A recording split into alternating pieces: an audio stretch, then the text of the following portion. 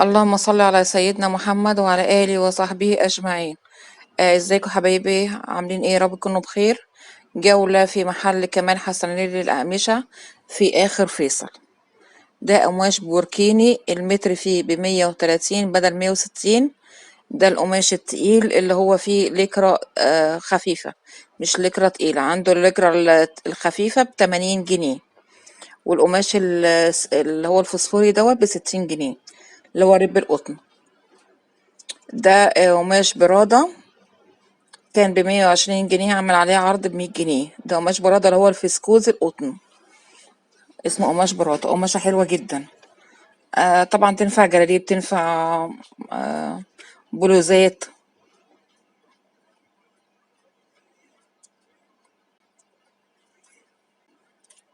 دي الخامة بتاعته، قماشة حلوة جدا جدا. ده معانا كريب السعودي ب140 جنيه بدل 160 جنيه. ده ينفع طبعا يتعمل عبايات. دي الألوان بتاعته.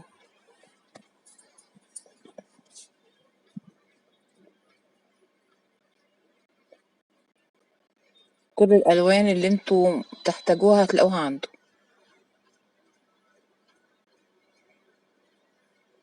ده قماش فضلات، المتر عنده ب40 جنيه. أي قطعة هناك المتر ب40 جنيه. في بقى كل أنواع القماشة، ممكن تلاقي فسكوز، ممكن تلاقي كريب، ممكن تلاقي جل، ممكن تلاقي قطن، حاجات كتير. طبعا كل مرة بتتغير الحاجات دي، بتخلص وبيحط بدلها. أي حاجة في المجموعة دي ب40 جنيه المتر، بواقي أو فضلات يعني. ده قماش كوريشة جورجيه ب140 أسفة ب120 جنيه بدل 140 جنيه. ده يتعمل منه صوت، يبقى حلو جدا، أو بنطلونات، ممكن كارتيجان. ودي الألوان بتاعته، كل الألوان بتاعته موجودة. ده قماش حرير فرنسي ب120 جنيه المتر. ده ممكن يتعمل فساتين. ودي ألوانه. طبعا في حاجات كتير جدا، بس أنا مقدرتش أصور كل المحل.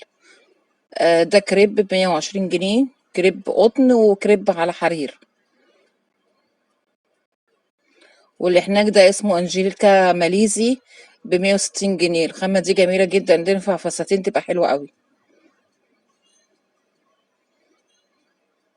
خامة محملة. وده الكريب ده اللي هو على قطن، وفي منه على حرير. دي ألوان.